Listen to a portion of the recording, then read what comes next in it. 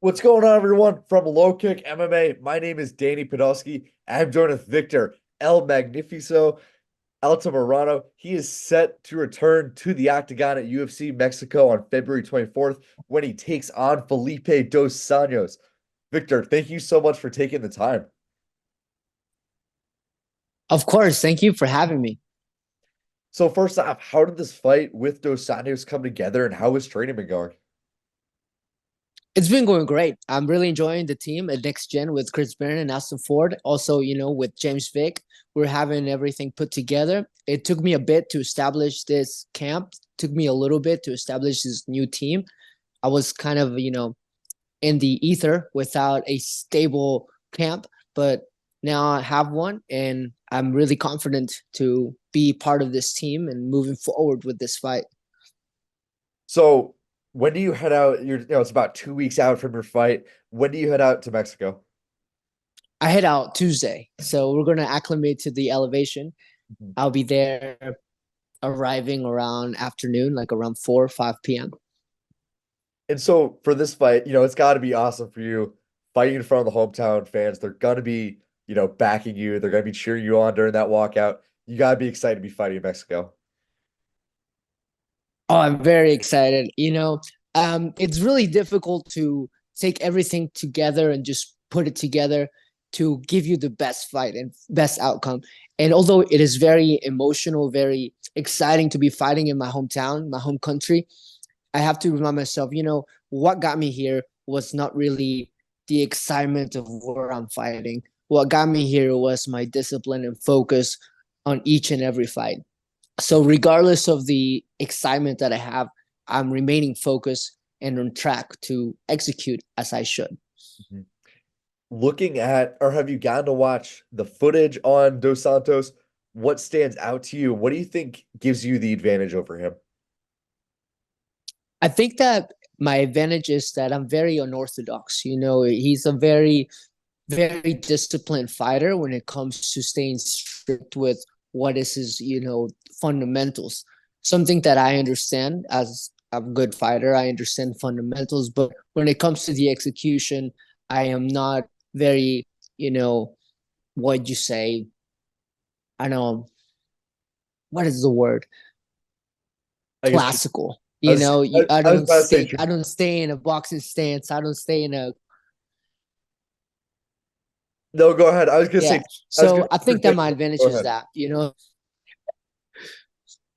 yes. So my advantage is that I understand the fundamentals very well, but when it comes to my execution personally, I don't execute it. How everybody executes a 1-2, a basic stance. It's very unorthodox, and I think that's what my advantage is. And I think it's funny you mentioned unorthodox because you fought Tim Elliott in your last fight. He at flyweight is kind of the definition of unorthodox. You did take some time off after that fight. I know that fight was not Yeah. the result you wanted, but how was the recovery after that fight? And how do you feel you've improved during that time off? It's amazing recovery. Tim is an amazing fighter. He's a great grappler. And fortunately for me, in that regard, I didn't suffer any damage. I didn't suffer any impact. And I was able to get back to training really soon within that week. And I am now training at Next Gen where Tim Elliott is training at. So I'm beginning to understand how to apply that unorthodox with my grappling because that is what he is good at. He's a very unorthodox fighter, but he comes from a grappling background where I'm a very unorthodox fighter with a striking background. And I'm very fortunate to be training with him because now I get to combine those two and see how I can blend them using a lot of Tim as inspiration because he is a really good grappler that doesn't really stick with what I said, the orthodox way, just stand this way, very technical or classically, as you may call it. And I'm really enjoying getting that taste of his grappling into my camp, into my technique, going against him and staying up and keeping up with that pace. Yeah, I always love to hear that. So I'm glad to hear that you and Tim Elliott are now training together. Obviously, there's no animosity between you guys heading into your fight, but I always love to hear when, former opponents turn into training partners. Yeah, it's great. It's great. I think that it's difficult for everybody to do it because of where they live, because of the location where they train, they work, they have the family. But I'm fortunate enough that, he's pretty near me as far as where he's training, and very fortunate to have the team that is with Chris Brennan and Austin Ford. So I'm super happy with that. So looking at this card, it's obviously headlined by Brandon Moreno, beloved in Mexico and former flyweight champion. He rematches Brandon Royval. How do you see that fight playing out? And, given that it's the main event on the card you're fighting on, I'm sure you're hoping to get a win and kind of put the top of the division on notice a little bit. Yeah, I mean, I'm hoping for the best of that. I really don't know how that fight's going to play out. One of the reasons why we watch fights is because we don't know the outcome. We can guess, but the outcome is always very ambiguous.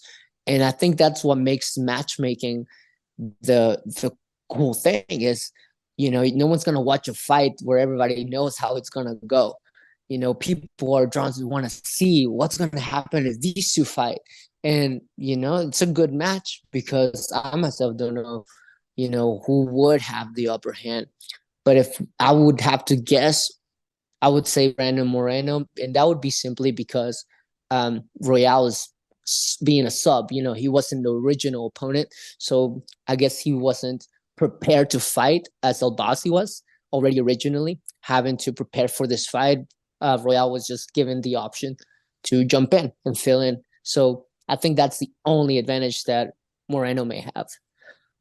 And remind me, have you trained with Moreno in the past? I've never trained with Moreno, no. Mhm.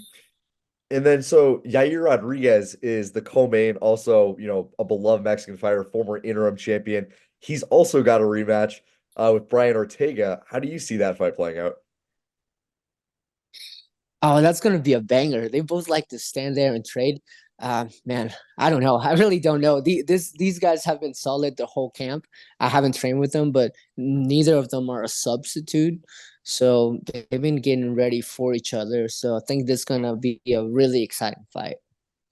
And then, while we're talking Mexican UFC champions, I know she's not on the card, but I do want to throw out Alexa Grasso, the 125-pound champion. Now she doesn't have a fight booked, but let's say she gets a third with Valentina. How do you think that fight would play out for her? Oh man. You could say that she caught Valentina off guard. You could say that it was a fluke. She took her back because she missed the spinning kick. And, sometimes spinning kicks are known to be very inaccurate. But I would like to see the rematch. I would like to see the rematch. I would like to see Valentina being, a little more calculated with her spinning attacks. And I would say Grasso would still take it. She would just have to make sure that she stays on top of the grappling. Mhm. So for you, you were just outside, you still are just outside the rankings at flyweight. Had that chance to break into the top 15 against Tim Elliott. Not the result you wanted, but if all goes well and you beat Felipe dos Santos, what are your goals for the rest of 2024? And where do you see yourself by the end of this year? I would like to see myself definitely in the top 15 by the end of this year. I want to keep going up the rankings. That is, of course, the goal is to become the champion. So, in order for me to do that, I need to stay active. I need to fight better people as I go along, but I need to earn those fights. So, beating Dos Santos will give me that foot in and say, hey, give me someone else, give me another chance for another top fighter, and we can start moving forward now that I have a more solid camp than I had when I fought Tim. Got it. And I gotta ask because it's standing right next to you. Is that cello? Oh yeah, this I was practicing just before I started the Okay. call. Yeah, I actually did not know that. So is that kind of like the hidden talent of Victor Altamirano, the cello? I wouldn't say it's a talent. I'm not very good at it. I really enjoy music. Yeah. When I started fighting at LFA, I had some free time and I thought I need to do something with my life. What's something that's going to help me grow personally as an athlete and discipline. What's something that's going to teach me? What's something I don't know about that's going to be enjoyable? And I realized I knew nothing about music, and I started learning about it and realizing how wonderful it is and how similar it is to really everything we do. It's martial arts for me because I'm a professional martial arts fighter, but really music can be related to really anything that we are very passionate about, because it shows you the importance of practice. It shows you the importance of staying focused and making sure that your focus doesn't take over your enjoyment of life in general. I can play you a piece and I can play every note correctly, but if I don't enjoy it, it's not going to sound good. And if I enjoy it too much, I'll get lost and I'll forget where I am. And then it doesn't sound good because I mess up. So it really has taught me how to stay mentally in that balance of focus and enjoyment. Yeah, I love to hear that. I love hearing that fighter is more than just a fighter, but also a musician. It's really cool to hear. Yeah. So it's really taught me a lot. It's really taught me a lot and has helped me grow in my art, in my passion. Because it does show me how dedication and discipline can just be very fruitful by not even trying. I try my best when I go to practice for my fighting. I always do, I always give up my best. But, cello is not my career. And yet I see myself growing in it every day just because I practice. And so then I tell myself, well, how much am I growing that I'm not realizing in my career? Because when I practice often and I practice with intensity because this is what I love to do. And so it just constantly inspires me to be better. Yeah.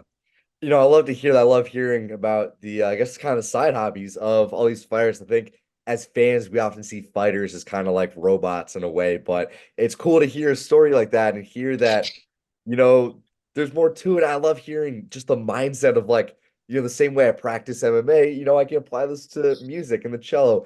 And I can totally relate to you on like how music is, an integral part of life, no matter what kind of music you listen to. I think music is something that almost all people can find some form of outlet in. So I'm very happy to hear that story about the cello. Yeah, most definitely. Did you know that the molecules themselves in our body have a certain vibration frequency? I don't know what that vibration or frequency is, but every living organism has a vibration because, we're alive and everything inside of us moves up to the atoms that make us, you know. And I think that's why music can relate to everybody. That's what music is. It's a vibration of sound that we can relate to, maybe up into our soul. I don't know. No, I love to hear that. As we're wrapping this one down, Victor, I don't want to take up too much of your time.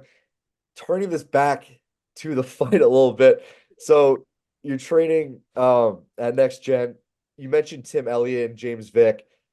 How is finally kind of securing a gym? I know you've been in between gyms, but now that you have that one gym locked down, how has that helped you kind of stay focused during this camp? Oh, it's helped me tremendously. It's helped me tremendously because, now that I have this solid camp, this team is so amazing because we hold each other accountable. And everybody that I work with now is a active fighter. They're not just active jiu-jitsu guys or active strikers. They're active MMA fighters, and we're all training to fight MMA professionally in the amateur scene. And so I'm really getting a lot of work, a lot of training that's very specifically geared towards what I do. So it's been an amazing opportunity to be able to work with these gym. All right, well, Victor, I'm wishing you the best of luck. And just my final question for you. February 24th, down in Mexico, Felipe dos Santos, Victor Altamirano. Victor, give me your official prediction. It's gonna be a banger. It's gonna be a banger, and hopefully there's blood. I make sure that I had white shorts for that reason. Love it, love it. Love to hear that. Victor, thank you so much for taking the time. Guys, Victor Altamirano is back and returns in Mexico on February 24th when he takes on Felipe dos Santos. Victor, thank you so much for taking the time. If there are any socials, people you want to shout out, the platform is yours. Go right ahead. I'll go shout out, of course, to Next Gen, my coaches, James Vick, VFit, and Double Five, which are my gyms where I hang out and do my best. And of course, shout out to you. Thanks for having me. And I'll see you guys in Mexico City. Of course, Victor, it's always a pleasure having you on. I wish you the best of luck. Guys, February 24th, Victor Altamirano faces Felipe dos Santos. You don't want to miss it. Victor, best of luck, and thank you so much for taking the time. Thank you. Make sure to subscribe to the LowKick MMA YouTube channel for all the latest news, event previews, and interviews with some of the biggest stars in MMA.